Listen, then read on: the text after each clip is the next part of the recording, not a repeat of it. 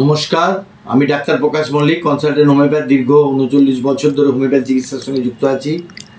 তা আমি যে বিষয়টা কথা বলবো সেটা হচ্ছে চাকরি হারাদের জন্য কথা বলবো। কোনো করুণা নয়, সহানুভূতি বলতে পারেন, এবং যদি আরও একটু এগিয়ে এমপ্যাথিক বলতে পারেন।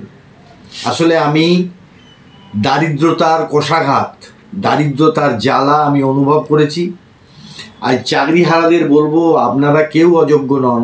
চাকরি গেছে কোনো কারণে, হয়তো ওই প্রেক্ষিতে অযোগ্য মনে হয়েছে, কিন্তু কাজ প্রচুর আছে। বেঁচে থাকার জন্য, খেয়ে পরে বেঁচে থাকার অনেক রসদ আছে। আমি ডাক্তারি করি ঠিকই, সামান্য আমি একজন হোমিওপ্যাথি ডাক্তার, কিন্তু আমার অনেক পেশেন্ট আছে যাদের ছেলে মেয়েদের আমি অনেক কনসালটেন্সি করেছি, মানে পয়সা না নিয়ে তাদেরকে বলেছি। যেমন ইঞ্জিনিয়ারকে বলেছি ভুসিমাল দোকান করতে।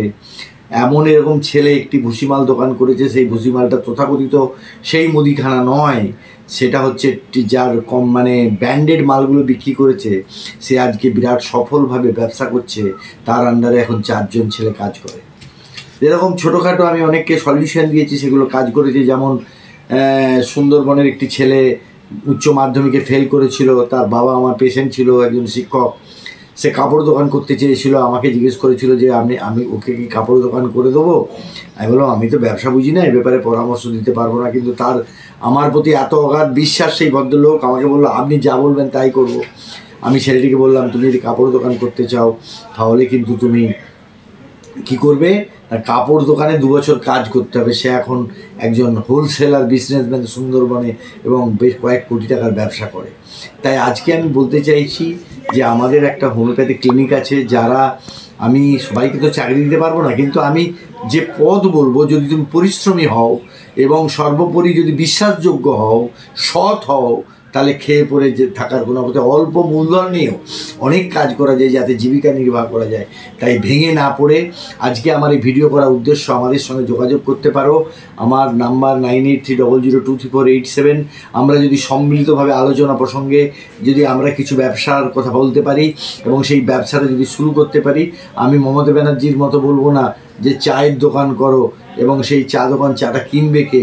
কিন্তু আমি এটা বলতে পজিটিভভাবে বলতে চাই যে যদি কিছু ব্যবসা করা যায় তাহলে খেয়ে পরে অনেক কাজ করা যায়। সেটা যদি সম্ভব না হয়, কিছু কাজেরও সন্ধান আছে, অবশ্যই অল্প বেতনে, কিন্তু কাজটা শুরু করতে হবে।